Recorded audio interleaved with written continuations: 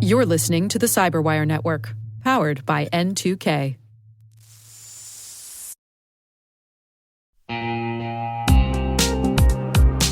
Quick question.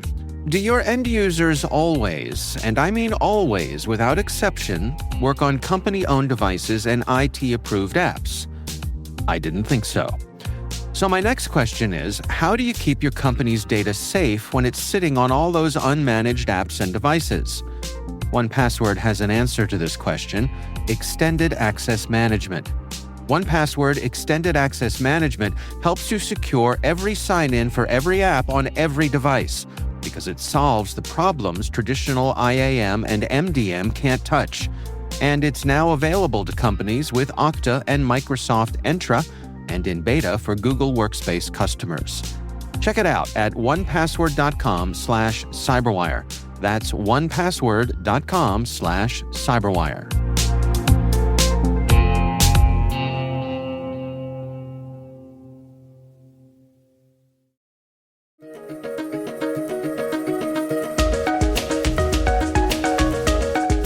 Hello, everyone, and welcome to the CyberWire's Research Saturday. I'm Dave Bittner, and this is our weekly conversation with researchers and analysts tracking down the threats and vulnerabilities, solving some of the hard problems, and protecting ourselves in a rapidly evolving cyberspace. Thanks for joining us.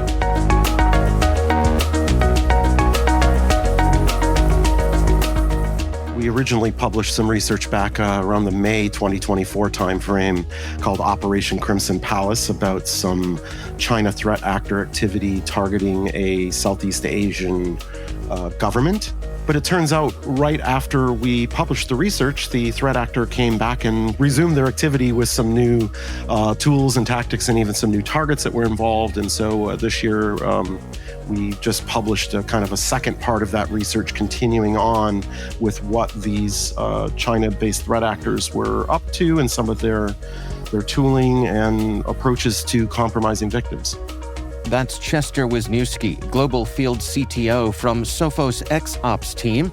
We're discussing their work, Crimson Palace Returns, New Tools, Tactics, and Targets.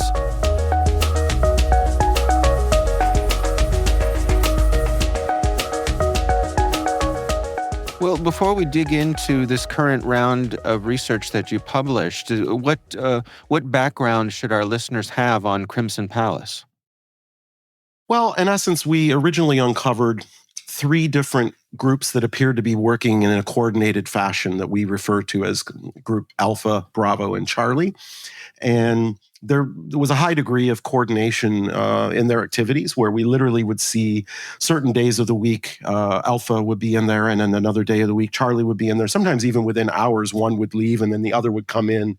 So it was quite clear that they had distinct tactics and tools they were using, but we also, there was a high degree of coordination. So that kind of was where we had left off. And at the end of that research, it was obvious that the Group Charlie was seeking information relating to conflicts in the South China Sea. And that was kind of where we left at the end of the original research, was with one victim, but clearly a coordinated activity that appeared to originate in China. And so you saw this resurgence of Cluster Charlie. This took place in August? Yeah, that's right. We started seeing activity after a couple weeks return in August of 2023, and then we were able to observe their further activities all the way through the late spring and early summer of 2024. And so what are you seeing currently in terms of who they're going after and how they're doing it? Well, we've observed that there's at least 11 other organizations within the region that they've managed to gain access to. Now, not all of those are Sophos customers, so that means that we don't necessarily have an immediate ability to know how they were compromised or what they might be doing in those networks, but we can observe activity from those networks to known command and control or known malware payloads and things like that we are able to observe that they're likely breached by these same threat actors. We've also got a lot more experience observing their tooling and their ability to evolve and evade detection within the networks that we do have access to. And a lot of that originally, Cluster Bravo, we did not have a lot of information about what they were up to. And a lot of the new activity we observed appears that Cluster Bravo is compromising these other organizations in the region. Yeah, one of the things that caught my eye in your research was this idea that they were sort of testing your capabilities, seeing to what degree could you and your Sophos colleagues track what they were doing. Yeah, there's a couple levels of that were going on that I found interesting. I mean, one of them is, of course, we noticed them downloading trial versions of our software, but instead of testing it on the computers where we believe the perpetrators are located, they were actually intentionally using VPNs to obfuscate the location to appear to be in the United States or in Europe. Instead of in Southeast Asia. Fortunately, we were still able to quickly identify that it was the same threat actors trying to test their malware out against our code. And when we traced it back, noticed they were VPN endpoints in the US and Europe, so they were likely just using that for some obfuscation. More concerningly to me, though, is just the real, we talk about advanced persistent threats ever since Mandiant coined that term back with APT1. And just the level of persistence and the level of coordination, we got a really front row seat to observe it. As you say, they were kind of obviously trying to evade our threat hunters in our software. But more than that, we could see how quickly they were able to, they had some bespoke tooling for backdoors and command and control. We were actively defeating it. So, of course, they stopped temporarily, but they don't stop the attack, right? They just shifted immediately into using some open source tooling, some commonly available things that you can get on GitHub and other places to continue to attempt to maintain access within these environments. And while we were battling them and doing that, within 48 hours, they were back with brand new bespoke tooling that we had never seen before. So it almost looks to be like, there's probably a software development team backing this group. And when their tool is burned, they don't stop attacking. They start using some open source things to try to continue their mission, if you will. But in the background, another team is, on the fast track developing brand new bespoke tooling for them to use in hopes of evading us once again. And that all happened typically in a 24 or 48 hour window, right? So we're talking very fast, rapid action on behalf of the attackers. Wow. Can we talk about some of the tools that they use in the research? You specifically mentioned something that you all named Tattletale. What does that do, and what are some of the other things that they have in their toolbox here? Yeah, the Tattletale was a bespoke keylogger and information stealer that was used within these environments. We had not observed previously, and at least to date, we had not been able to find any other research on. So we did name it Tattletale. And I want to call out, because I know the kind of people that listen to your podcast, and this is one of the reasons we're happy to be a part of it, which is we really want this information to get out there and find out other networks that may have Tattletale on them, right? Like this is a good bespoke indicator of these threat actors. And so we're hoping other research teams can use some of the information that we've published in this research to help us paint a more complete picture, because we know we've only got access to a certain percentage of victims that we were able to gather this intelligence from.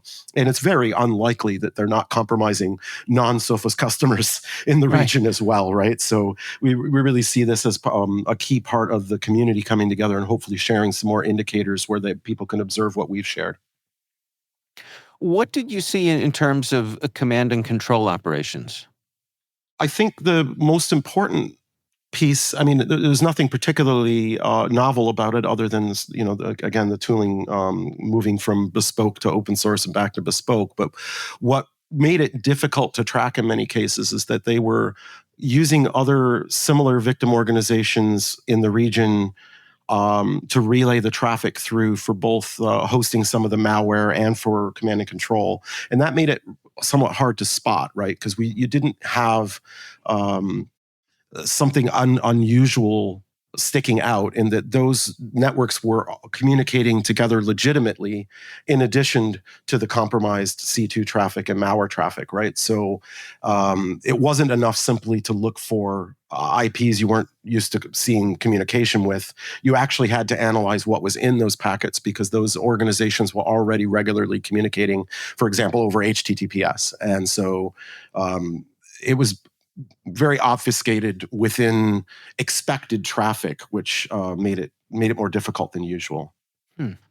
You also mentioned that back in January of this year, you all observed them using what you describe as modified samples of real blinding EDR, which is a tool that is designed to circumvent EDR solutions. Is that right?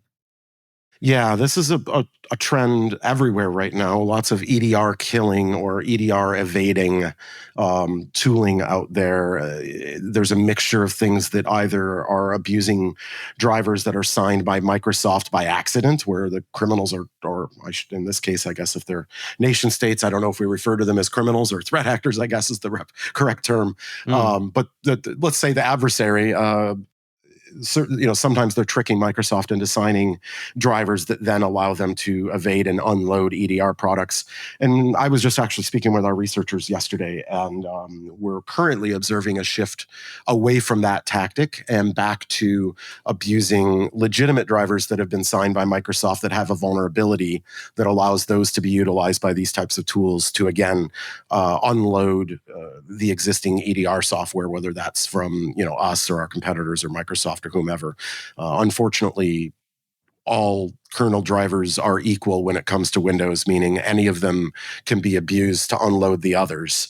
And so everyone is vulnerable to these tactics.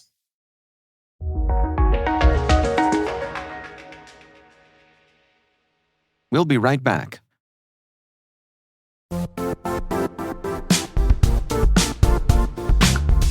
And now, a word from our sponsor, Cortex.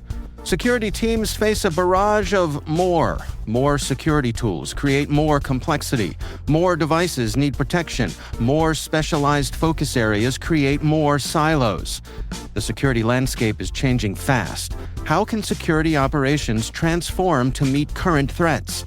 Cortex by Palo Alto Networks consolidates SecOps tools into an integrated platform and helps organizations stop threats at scale with AI, automation, and analytics. Learn more at paloaltonetworks.com/Cortex.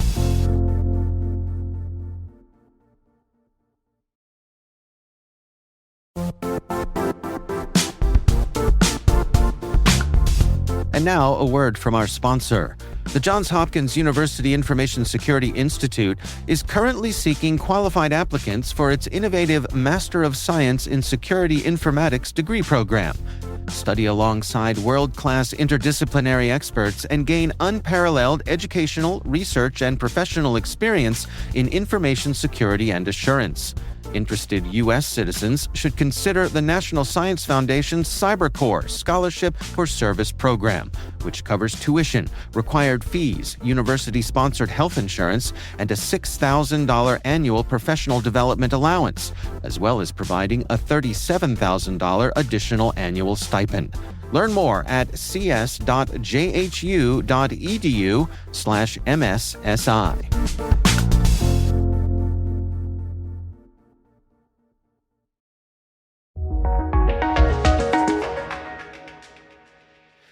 As I read through the research, one of the things that really struck me was how, and you've pointed this out, that it seems like this threat actor has practically an unlimited bag of tricks, that they will just keep going to the well and trying different things, and some of it's bespoke and some of it's open source.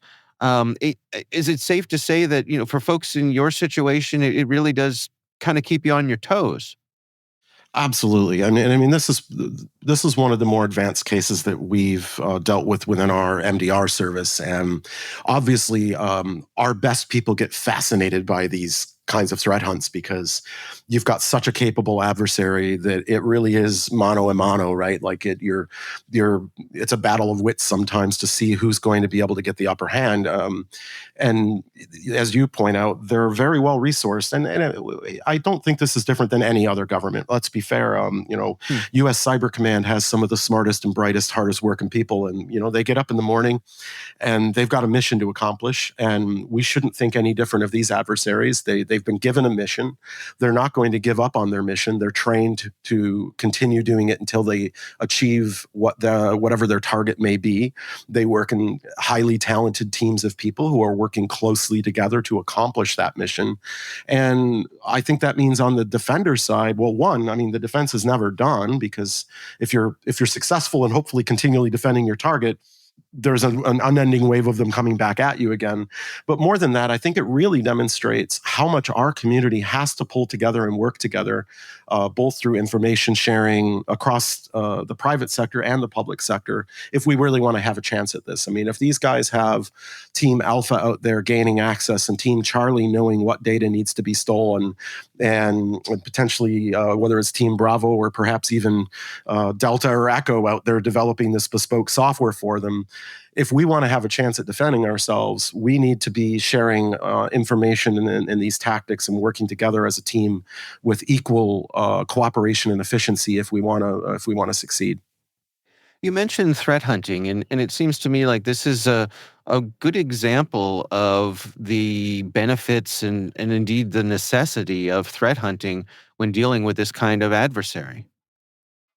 Yeah. I mean, when you have this type of adversary, you always are going to not be able to rely on your tooling. You're going to be falling back on 24/7 active monitoring and threat hunting. And our team actually presented some of this research at Black Hat back in August, and that was one of the things that we talked about in the presentation, was sort of the, we think they're going to come back tonight, and we've set the trap with some new telemetry gathering tools so we can observe them. And then you're sitting there and you're looking at the clock, and it's 2 a.m. local time, and you're like, damn it, I thought they were going to be here an hour ago. Every night they've been here, right after midnight my time, and they're still not here.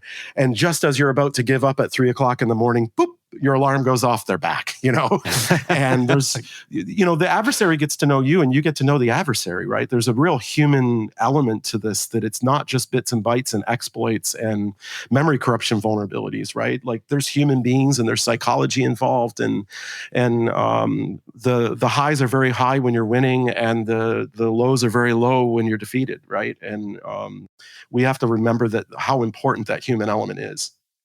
We started off this conversation talking about how this adversary went quiet for a little while. And I'm curious, as a researcher, when that happens, to what degree in your mind are you thinking, okay, these folks have gone quiet, but is there still a corner of your brain that's saying maybe they haven't gone quiet, we just can't see them right now? That's exactly where my brain goes. I'm like, is that right? These. Yeah. I mean, in this case, I think they actually had gone quiet. We're not quite sure, perhaps to regroup and decide on some new approaches and tactics. But, Yeah. My mind is always look, if we're in security, we're naturally pessimists that anything can be safe or secured. Right. And if I'm not seeing it, maybe I'm just not looking in the right place, right? And in particular, when you're assuming that this, we don't know for sure that these Alpha, Bravo, and Charlie, we don't know if they're directly people working for the Ministry of State Security in China, or if they're contractors, or if they're freelancers, or, we don't identify them ourselves. We were unable to definitively attribute them to their individual roles, but we do know that they're working in coordination and appear to be achieving goals on behalf of China one way or another. And once you know that that's the kind of adversary you're against them, you talked about resources earlier. U.S. Cyber Command, estimates that the MSS alone probably has access to 100,000 people or more working on these types of things. So, it's a vast amount of resource that you're facing, which means you're expecting that they're never going to go away unless you've truly failed and they've gotten whatever they're after. Right. And when we're talking about intelligence information and espionage, arguably that even if it's stolen, there's always more and newer information that they're going to want to maintain access to continue to gather intelligence. So really, it's no different than any other spying game. It's just electronic, right? Spying's always going to happen, and we're always going to have to be vigilant. So what are some of the lessons that organizations can learn from this particular campaign? If they're looking to strengthen their own defenses against cyber espionage, what are the take-homes here?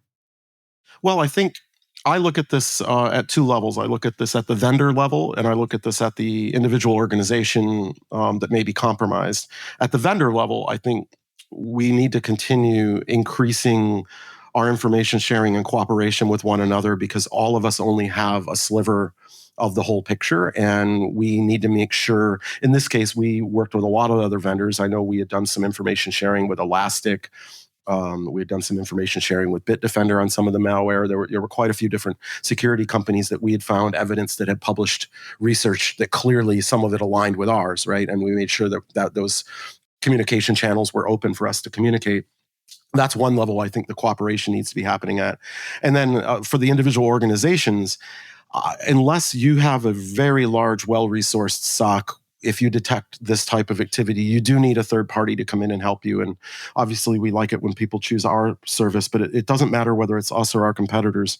You really have to have a crack team of people that are used to dealing with this type of threat actor to be able to follow up on these 24-hour cycles of brand new bespoke tooling coming in and this type of thing. It's top level, grade A game, and you really need to have help with that. And more than that, also your government agencies in the region. So, most countries have some sort of a CERT, and that acronym has changed over the years in different countries to mean different things. But whatever country you're in, in the United States, of course, most of us work with CISA.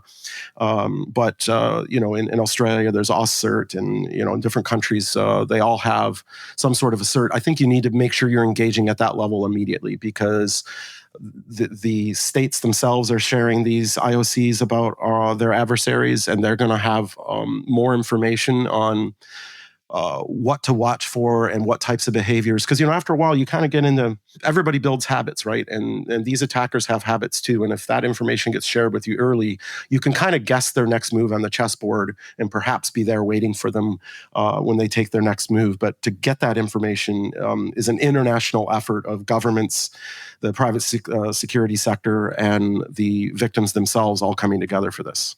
Well, and as you rightly point out, you never know what piece of the puzzle you might be.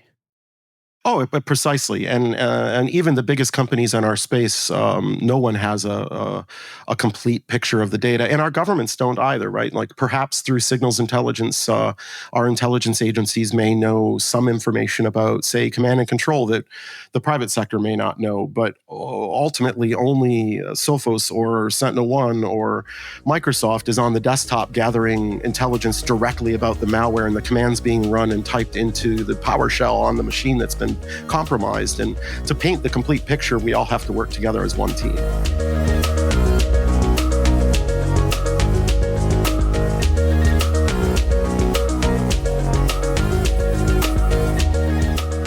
Our thanks to Chester Wisniewski from Sophos XOps for joining us.